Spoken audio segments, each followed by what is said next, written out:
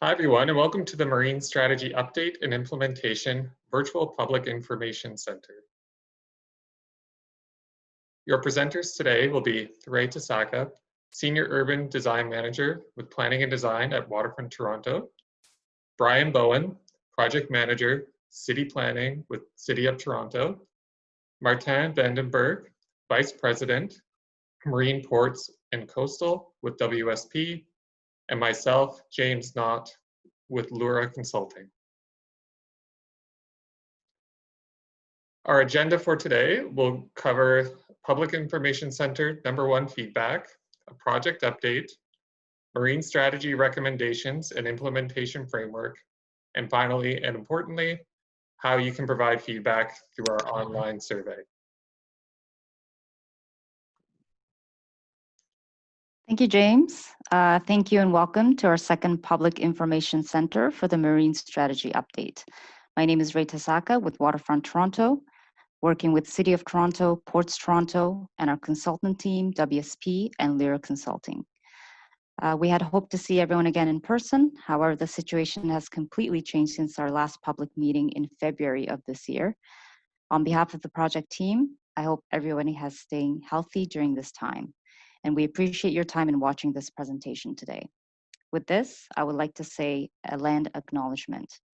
We acknowledge that the land upon which we are undertaking our revitalization efforts is part of the traditional territory of many nations, including the Mississaugas of the Credit, the Anishinaabe, the Chippewa, the Haudenosaunee, and the Wendat peoples, and is now home to diverse First Nations, Inuit, and Métis peoples.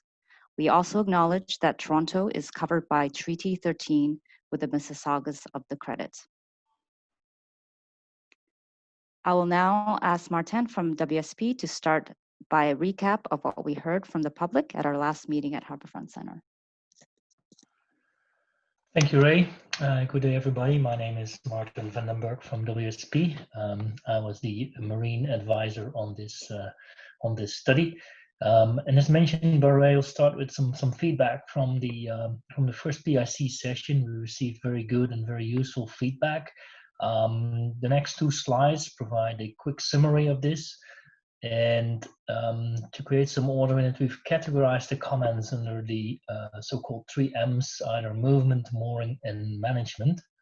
The vast majority of these comments has found their way into recommendations that will be discussed later in the presentation, and a number of them that didn't make it into hard recommendations were still captured under what we've called considerations. So under the movement section, where we discuss how do we get there, how do we get access, and how do we get over the water, feedback was received on recreational uses. Concerns were expressed about the congested inner harbor, as well as the need for balancing marine uses. On the marine transportation side, feedback was received on the need for additional marine transportation. When the cruise terminal idea was presented, again, concerns were expressed about the congested inner harbor, and that in some other waterfront cities around the globe, they actually move these terminals outside the busy city center. And in terms of movement, which ties in with some of the management recommendations that we're putting forward, there was a clear need for better regulation on movement in the inner harbor. On the mooring side, which addresses the fundamental questions: where do the boats go, and how do we support growth in marine use on the Toronto waterfront? Good feedback and comments were received. First on personal watercraft, the fact that mooring that on the waterfront is not easy. There's a waiting list with various marinas, and there is no real opportunity for sort of temporary mooring to quickly drop off or pick up passengers. Feedback was received on access for recreational use on the waterfront, ranging from how to get there by means of transit, how to store and launch your personal watercraft when you're on the waterfront, in vehicle access when you actually drive over there with your boat. Again, on the mooring side, some feedback was received on the cruise terminal, which was sort of similar as in the movement section, so I'll skip over that. The idea of additional finger piers was presented and welcomed as there is a need for more mooring area on the waterfront, and feedback was also received in terms of increase of amenities on the waterfront, and particularly more restaurants, cafes, and parks to further improve the animation on the waterfront. On the management side, and again, all these 6 bullets found their way into recommendation. There was enthusiastic and positive response on the ownership and responsibility section of it. So this is about simplifying dock wall ownership, simplifying maintenance responsibilities. From an environmental perspective, there was an urge to address things like water quality, runoff management, air quality, as well as preservation of wildlife and fish habitat. And on the recreational side, the safety element came forward again. I think this is it, what we had on the feedback from the second PRC session. And as mentioned, they'll a lot of these topics will come back later in the presentation. Thanks, Martin. I will now spend a few minutes to provide a project overview and update. So this is the project schedule and process. It has been just over a year since we started this project last summer. We presented our phase 1 and phase 2 work at our first public meeting, which focused on identifying and developing future opportunities for management, mooring, and potential water-based transportation. We continued our last phase of this update to further refine these opportunities and developed what we call an implementation roadmap that includes both recommendations for both short and long-term enhancements for marine uses, and also a general timeframe or phases to implement these recommendations. We are here at the yellow star that you can see at the bottom right. Starting this week for a 2-week period, we will solicit feedback on the draft final report and other supporting materials that it will be provided in the link, which I will speak to at the end of this presentation. And we will take back comments before we finalize the report in November. Next slide. This slide outlines what we've done in our last phase of the study. Our major work in this phase was in developing a list of recommendations based on 3 key themes we presented again at our first public meeting, which was movement, mooring, and management. We specifically focused on the following areas. First, we heard the need for additional marine transportation. We focused on how the water-based transportation fits within the existing and future context. And we developed a future potential water-based transportation map that encompasses different types of public marine transport, whether they may be ferry, water taxi, or sea bus. And Martin will go over this in detail later in the presentation. Secondly, we focused on mooring needs across the waterfront, while our primary focus area for this study from where Harborfront Center is located, all the way east towards the eastern waterfront to the mouth of the future Don River. As we saw this area to undergo a lot of changes in the next 5 to 10 years on the land side, it became apparent that the recommendations needed to look at the mooring issues across the entire waterfront. We had supported our last meeting to focus on management-related challenges and issues for a clear and consolidated management of the existing quay walls, and to clarify who owns them. As part of this, we advanced the Water's Edge Promenade ownership, which maps out 3 levels of ownership: land, dock wall, and water lot. We also conducted a survey amongst marinas and yacht clubs to understand capacity of marina slips on the waterfront. And Martin again can speak to this in the mooring section of the presentation. We heard interest for additional finger piers on the waterfront. So we also conducted a high-level financial analysis on finger pier, as well as multi-use pier to understand the feasibility of these structures in the long term. And lastly, we spent time to clarify how the recommendations will be implemented through a phased approach and this implementation roadmap will be discussed by Brian in the later portion of this presentation. Item number 2, we did face a short hold on the project late spring due to COVID, but our core team continued to work to complete the report, and we are pleased to share the full draft report, which will begin again a 2-week review period starting this week. We have also prepared background materials, including a summary guide, which outlines what the full report consists of, as well as our recommendations. So this is really a condensed version of the report, as well as a resource guide. And lastly, as Martin noted earlier, we heard at our last meeting the importance of the greater inclusion of Indigenous groups.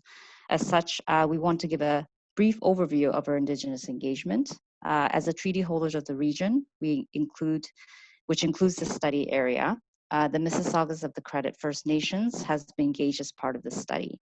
We acknowledge MCFN's responsibility to act as the stewards of these lands, waters, and resources. As well, given the general importance of the access to the clean water, resources, and water-based transportation shared by many Indigenous peoples, the study sought to receive input from local Indigenous populations as well to inform the study. Under the guidance of the Indigenous Affairs Office at the City of Toronto, the project team presented to the Aboriginal Affairs Advisory Committee in November of last year. The project team also met with the MCFN, Mississaugas of the Credit First Nations in February of this year. We heard from them that we have a proper history of their land in the study area. Also that when economic development opportunities evolve as part of this plan, we connect with them. Our team has written a brief historical context in the report, and you'll be able to read this in section 2.5 of the draft report. We also met with local Indigenous group, such as the York Métis and the Toronto Inuit Association thus far, and we continue to consult with the First Nations with traditional ties to our waterfront throughout implementation phases. And the recommendation for future engagement with Indigenous communities is part of our management recommendations. Next slide. So this is a recap of the project objective. As you may know, from our previous meetings, the Marine Strategy Update is undertaking a refresh of the 2006 Marine Strategy to ensure that proper balance for all types of marine uses and users are maintained, and that the marine uses can be thought out more proactively to help inform landside uses for areas that are still in the planning stages.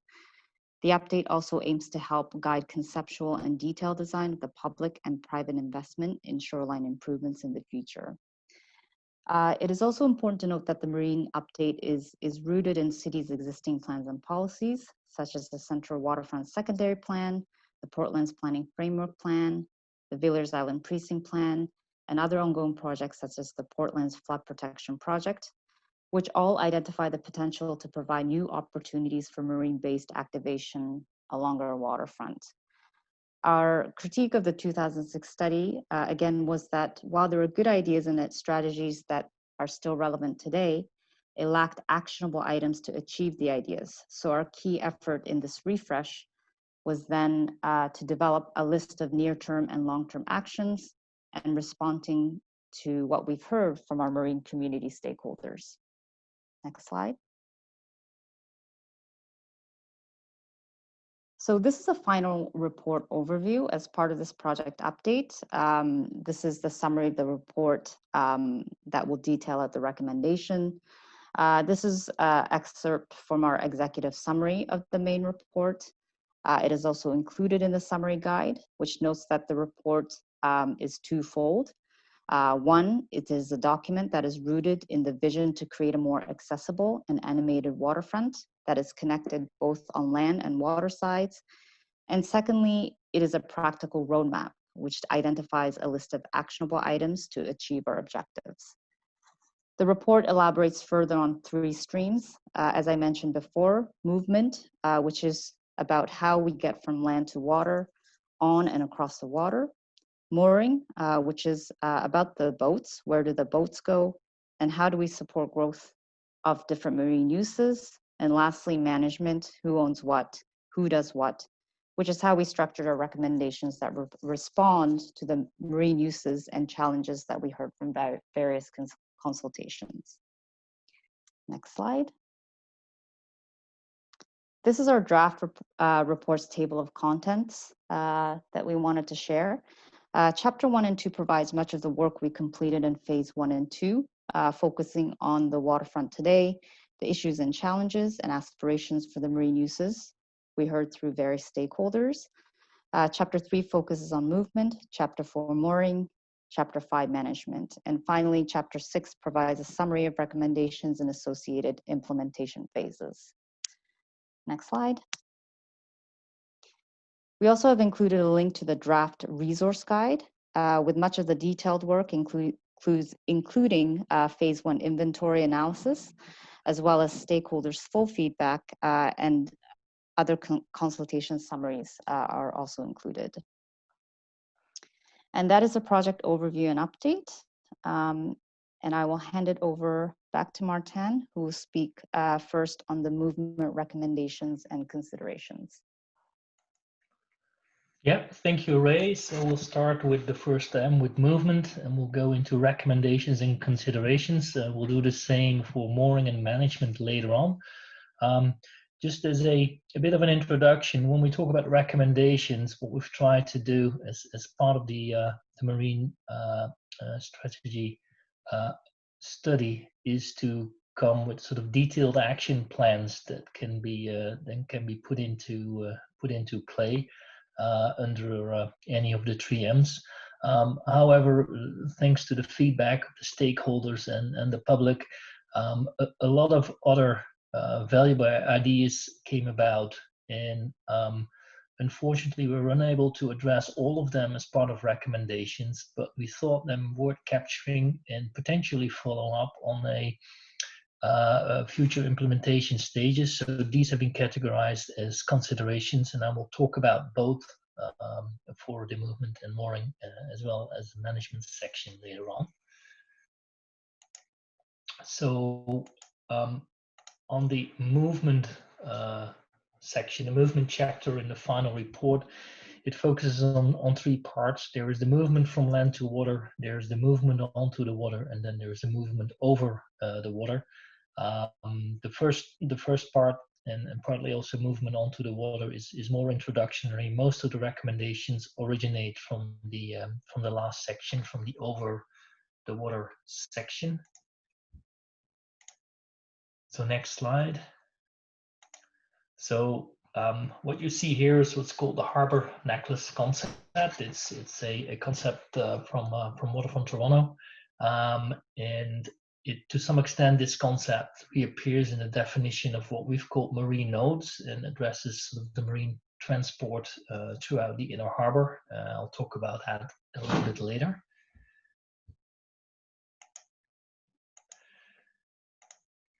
So what we see here is a summary of the recommendations from the movement section.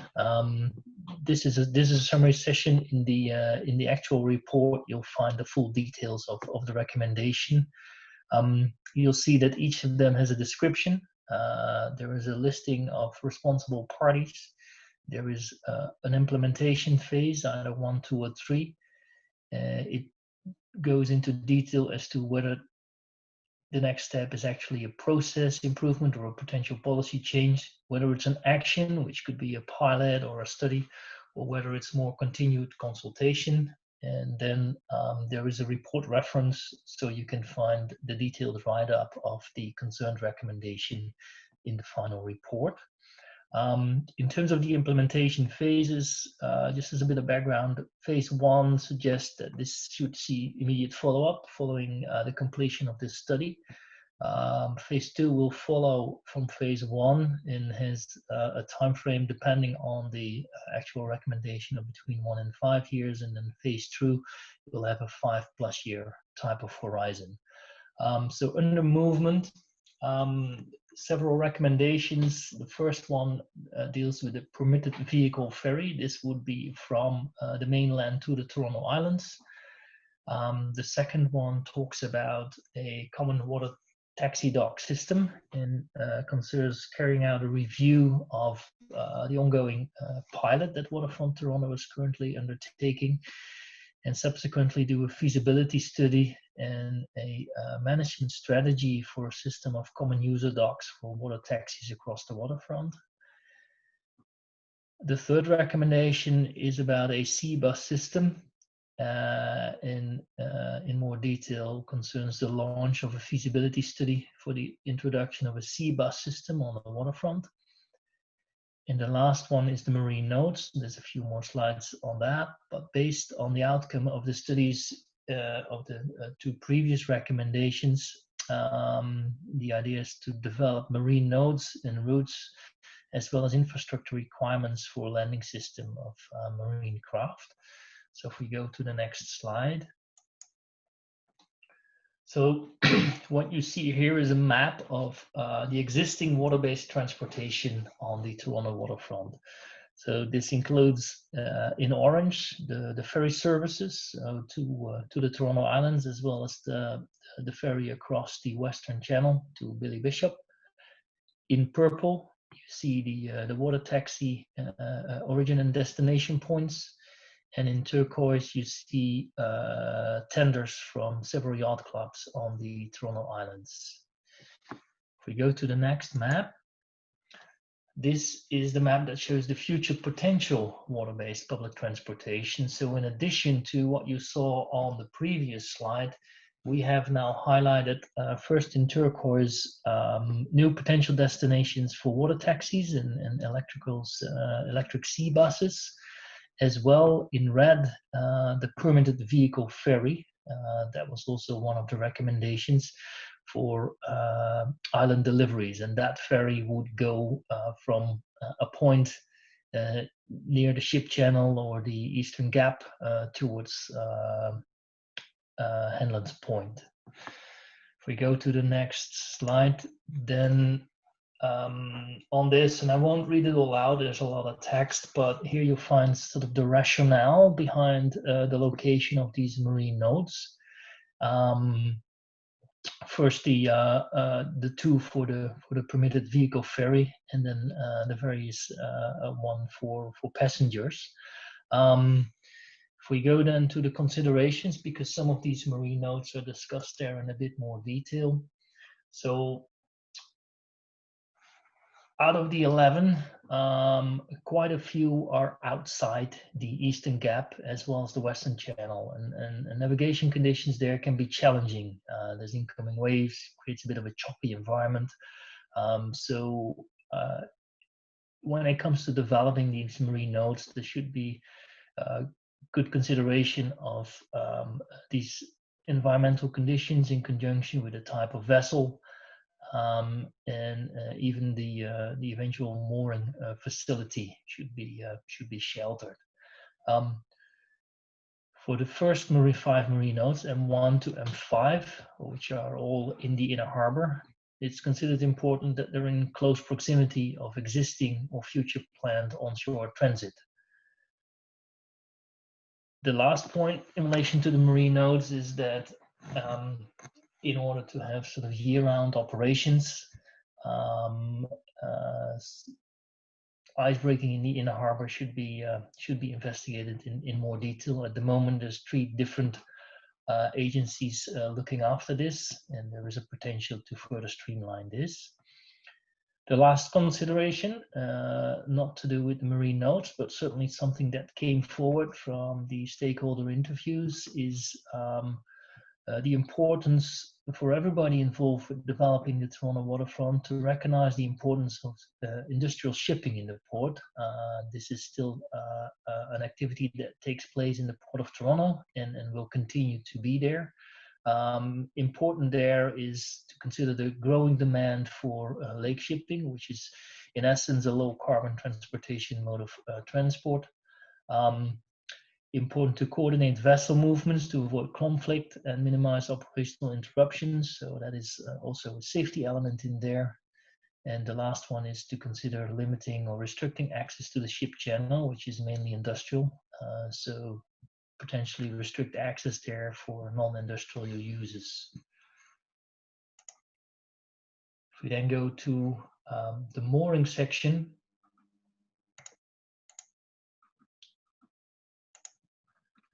So this chapter has 4 subsections. The first one focuses on the current situation on the waterfront, the current mooring on the waterfront, and it basically provides an overview of what there is, and you'll find quickly that it's already quite congested.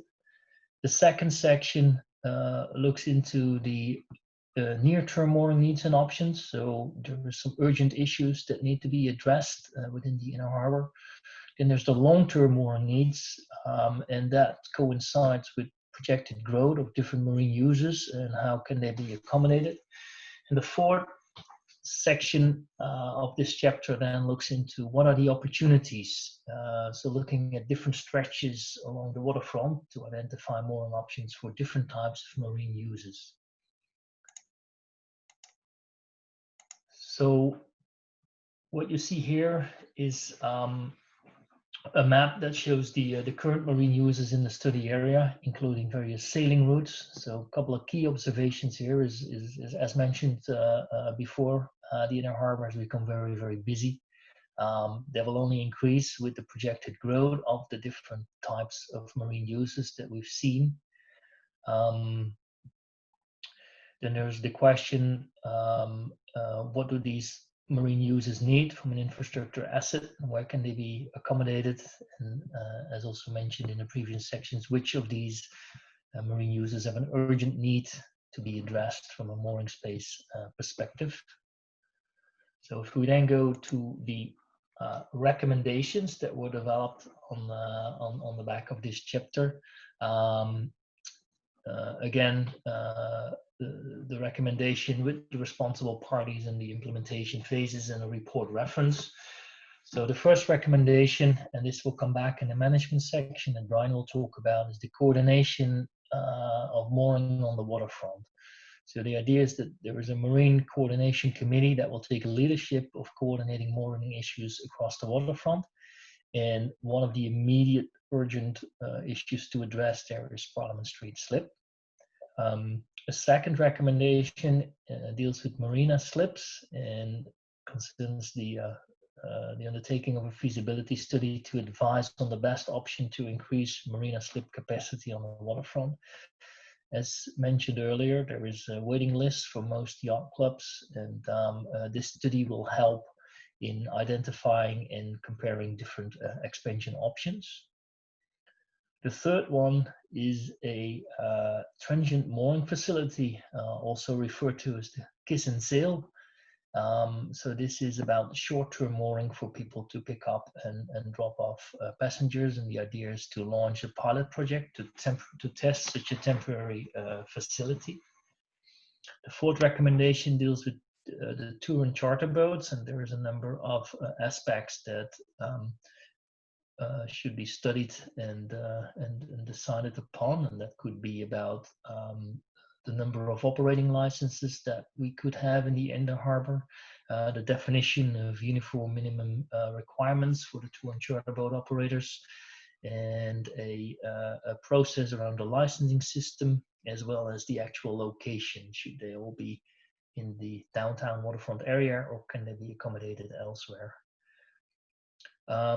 The next recommendation deals with floating structures and art on the water, and basically involves the development of a process on how to deal with non-publicly accessible, for example, art, and publicly accessible, for example, restaurants, floating structures and art in the inner harbor. And the last recommendation, last certainly not least, is an important one surrounding safety. That is deals with the new Don Mount boating management strategy, and is the development of safety, security, and navigation guidelines for marine use in and near pulse and slip, including strategies on how to communicate these to the public and how to enforce these. Those were the recommendations, and as mentioned, there were a number of considerations that resulted from the good feedback as received, so I'll quickly go through those as well. I won't read it out in full, but when it comes to increasing the mooring capacity on the waterfront, it is crucial to consider the environmental factors. On the East Bayfront example, where water levels, wind and waves will dictate what's possible and what's not in terms of, for example, building finger piers. There is the need to look into how to access the finger piers from a supply perspective. When we talk about developing a multi-user pier, which could or could not include a cruise terminal function, we would be looking at Yonge Street Slip, whereas earlier on we also looked at York, but that idea was dismissed. We should look at the added value of the cruise component compared to the current facility. There is an existing cruise terminal that functions very well at the moment.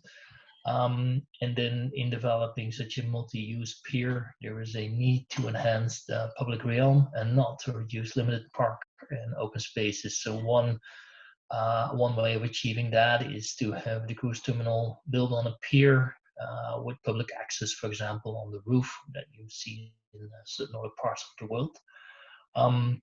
Other considerations are there's a need for facilities for boat repair, maintenance, and storage. This has sort of disappeared from the Toronto waterfront over time, as well as to consider a universal boat ramp for emergency response. And there's a few more. So when it comes to creating attractive waterfront, consideration should be paid to marine activation. So that's mainly recreational boating options, which with the current development of Villiers Island, there's quite a lot of that being addressed. We should be looking at a year-round destination. We should be looking at a sort of continuous and connected waterfront, and the potential to collectively market all the available services on the waterfront. And then lastly, from a cultural perspective, things to consider are year-round programming, things like planning interpretive signage to emphasize the significance and the heritage of marine indigenous activity on the waterfront. And one of the ideas that came up would be something like a maritime museum that could even serve as a starting point for a heritage marine walk. And I'll hand over to Brian now to talk about the management section of the study. Thank you, Martin. As Ray had mentioned at the outset of the presentation, the Marine Strategy Refresh is of course meant to be an aspirational and a visionary document that looks to the future and opportunities for growth. But balanced with that forward-looking lens, it's also meant to be very much a practical document as well, with recommendations and an understanding of how to reinvest and improve upon what it is that we have today. And what we have today when we talk about improvements are both assets and processes. So assets are, of course, the physical, the hard features that make up our harbor and shoreline today, the dock walls, the channels, the piers, and so forth. But also looking at how we improve decision-making processes. So the ways in which our study partners and owners and operators and businesses throughout the harbor and study area have a more consistent and predictable decision-making process that's also more inclusive and allows more voices to be heard and represented in that decision-making process. So as a recap, that's really what the thrust of the management chapter is all about. And like Martin, I'm not going to read each of the recommendations here in detail. We have included in the summary table a report reference. So we do encourage our listeners to read these recommendations in more detail in the body of the report. But as a quick overview of some of the key recommendations, the first I'll touch on is the need to simplify ownership and maintenance responsibilities. One of the key pieces of feedback we heard through this process is that marine operators, when they are looking to introduce or expand an existing operation in the harbor, it was often extremely difficult to determine who in fact was the sort of the first line of interaction in order to start exploring that idea. That's because the ownership structure within the study area is deceptively complex. Often when we're talking about a particular pier or segment of dock wall, we're not talking about a single ownership structure, but we're talking about ownership of a water lot versus ownership of the adjacent dock wall versus ownership of the adjacent promenade, and then sometimes even a separate ownership for the adjacent property. So anywhere between 1 and in fact 3 or 4 different entities are involved in the decision-making and leasing and maintenance process for harbors, piers, and dock walls throughout the study area. So one of the first things we've done in the Marine Strategy Report is acknowledge the need for a new ownership composite map. That composite map, we'll come to an image of that in a moment. But the ownership composite map is, to our study team's knowledge, the first time that all of these different layers of ownership have actually been compiled into one clear and concise resource or tool, so that study partners and operators and owners have a shared resource to go and investigate as a kind of a first line of investigation when these questions of mooring and ownership and maintenance come up. And we do expect that this ownership composite map is a resource that study partners through the Marine Coordination Committee, and we'll talk about that in a minute, will treat this map as a kind of a living document that we collectively not only use, but commit to keeping quite current and update as ownership structures and as the harbor and shoreline evolves over time. Very much part and parcel with this question of documenting, in fact, who owns what is who decides what around the mooring agreement and leasing approvals process. And so we also have a recommendation, a more detailed recommendation in the report around the need to establish a far more clear and consistent process for the submission and review of mooring and access proposals. And this, again, is very much rooted in the stakeholder feedback collected throughout the study process, that often marine operators who have really compelling, really exciting ideas for activating the harbor, many of which are very much in line with the recommendations in not only the Marine Strategy Report, but in various planning documents and policies set forth by the City of Toronto and Waterfront Toronto. But there's often a difficult path forward through engagement and technical review and ultimate approval of these leasing agreements. And there needs to be a far more, again, clear and consistent process so that operators have some of that upfront risk reduced or even removed, and they have a far more clarity about the path forward if they're going to devote resources to exploring detailed design for something like a new dock space or investing in expansion of water-based fleet. Another question that we've tackled in the management chapter is the need to simplify ownership and maintenance responsibilities. Much like the ownership structure, the lease structure and maintenance responsibilities throughout the study area also really quite needlessly complex. That has a lot to do with a lot of layered and sort of legacy license, lease, and maintenance agreements that have been sort of passed around over a period of decades. And sometimes the understanding of who's meant to do what can get a bit lost in the cracks. So what we're doing as part of our phase 1 implementation phase is a commitment to take a very detailed audit of the range of ownership and maintenance and legacy license agreements throughout the study area, and look for ways to simplify those so that our various owners, operators, and study partners, again, have the benefit of much more clarity when it comes to seemingly simple questions like who is meant to remove debris from, let's say, the Portland Slip, or from the Peter Street Basin, or whose authority does the replacement of lighting fall under in the study area. Again, seemingly simple questions, and we're looking for a far more simple process and framework in place to make sure these things don't go unnoticed and those repairs don't go undone. Another of the recommendations in the management chapter has to do with a coordinated state of good repair program for all shoreline infrastructure. And this is really a critical acknowledgement that our shoreline, though, again, is often fragmented into different ownership and licensing and leasing arrangements.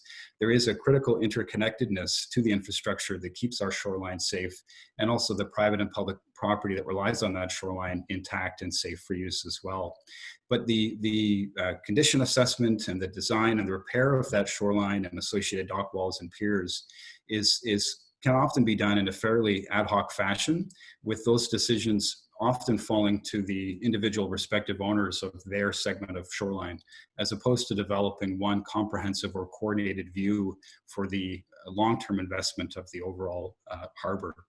So this idea is about a better coordination between all of the different entities and agencies that have responsibility for respective pieces of the shoreline, sharing condition assessment reports, sharing best practices for the design and reconstruction of this critical shoreline infrastructure, and also potentially looking at a bulk procurement of design and construction going forward, so that we realize cost savings and efficiencies in applying best practices to detailed design, and also potentially bulk procurement of construction, so that we have a kind of a 20 to 50 year plan for the reinvestment in this critical infrastructure, as opposed to a series of 2 to 3 year plans, each managed by individual agencies.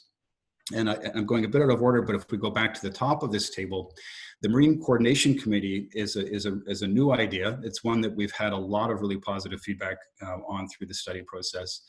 The idea being that the Marine Coordination Committee is a new advisory panel that really takes carriage for all of the recommendations that are spelled out in the report. So the Marine Coordination Committee would be co-chaired by the study partners to the Marine Strategy document. The Coordination Committee is presumed to ostensibly adopt the Marine Strategy report as a sort of guiding series of principles and governing framework for the work and the advice that they provide. And the Coordination Committee would take on a kind of a stewardship and leadership role in helping to develop but also implement all of the recommendations in the management chapter. So the overview of the simplification, again, of maintenance responsibilities, as I'd mentioned, the ongoing updating and refreshing of the ownership composite map, providing a public forum for presentations on ideas, proposals to expand or introduce new marine activation uses in the harbor, and also to take carriage of management of this coordinated state of good repair program for shoreline infrastructure. Critically, we do want to make clear that no one envisions the Marine Coordination Committee has any sort of statutory authority, certainly no veto authority over the decisions of individual owners. Rather, it's meant to be a shared body of knowledge and a resource to ensure that these decisions happen again in a more consistent and transparent fashion, and that these investments are made with a kind of a broader lens in mind for the overall enjoyment and safe use of our harbor and our shoreline. Could we go to the next slide, please?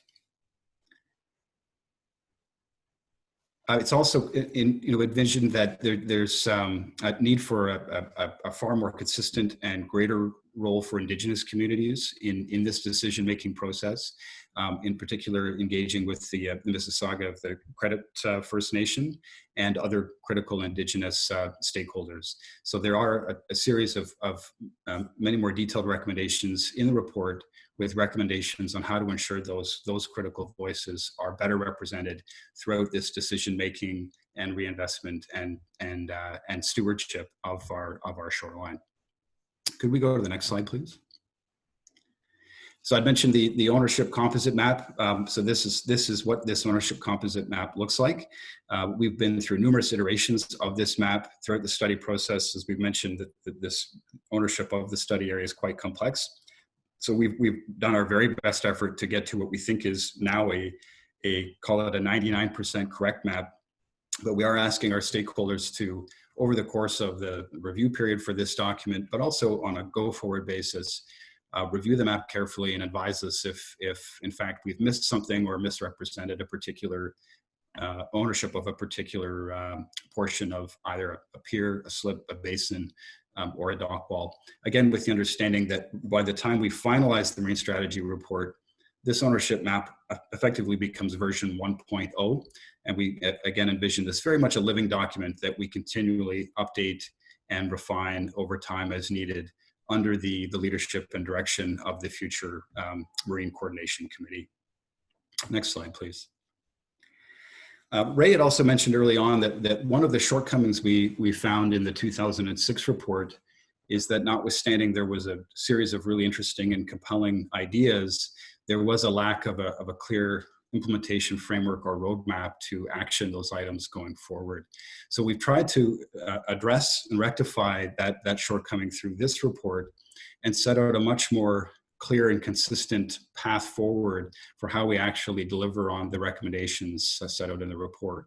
So you see on the far left side of the screen, the Marine Strategy Update report, we're nearing the end of that phase.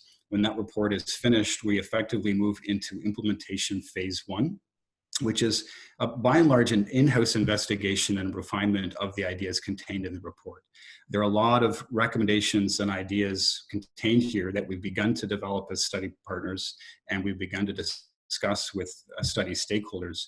But we do think there's another approximate, let's say, 6 to 8 month period within which we need to explore some of these ideas in a bit more detail in order to start prioritizing some of these actions and identify where it is we need to bring in external expertise and funding to explore some of the technical and financial details of these ideas in a bit more detail. So as a quick example of some of the work that we intend to do in implementation phase 1, we've mentioned the Marine Coordination Committee. What we need to develop next is a very detailed terms of reference for the way in which that committee is actually developed and managed and resourced over time. So expect in the near term, develop that terms of reference and conduct a consultation and communication on the way in which we propose to actually roll out that committee. Also completing a detailed audit of all of the lease and maintenance agreements in place. We mentioned the need to better understand and simplify those agreements. So we've lined up and committed in-house staff resources to conduct that audit and then to share findings and ideas for ways in which these legacy agreements might be simplified. Also looking at the condition assessment reports for all dock walls and piers throughout the harbor. We want to identify where those condition assessments may have gaps today. So where are we missing a sort of a contemporary or recent condition assessment, or where has a prior condition assessment perhaps fallen out of date? So we can identify where it is we need to devote resources to filling in some of the understanding about critical and priority needs for reinvestment in that critical shoreline infrastructure. So again, that phase of work we call in-house because it is largely staffed and resourced by the study partners to the Marine Strategy report. We don't envision this as a phase of work that requires much, if any, external support through consultants, nor is it a capital project phase. It is an investigation and refinement phase. That work critically brings us into implementation phase 2, which we expect would probably start about 1 year, up to 1 year from now. This is the phase that really flows very naturally out of phase 1. And it's the point at which we take the recommendations we've adopted through the Marine Strategy report, the additional ideas and costing and priorities we've identified in implementation phase 1, and start to put some of these into action. So phase 2 is when and Martin had mentioned in the mooring chapter, the need for a feasibility study on expanding boating and marina capacity throughout the study area.